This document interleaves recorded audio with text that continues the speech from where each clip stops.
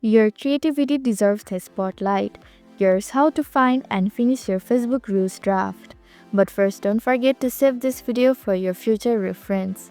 Hello everyone, I'm Jasmine from Online Help Guide, and today I'll walk you through the process of how to find Reels draft on Facebook. It's pretty simple and quick, so let's get started with the video. First, open the Facebook app on your device and ensure you are logged into your account.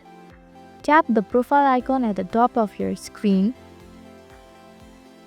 Scroll down to your profile page to find the Reels section. It is usually located below your bio or just before your post. In the Reels section, look for the drafts icon and tap on it. You can tap on the draft to make changes.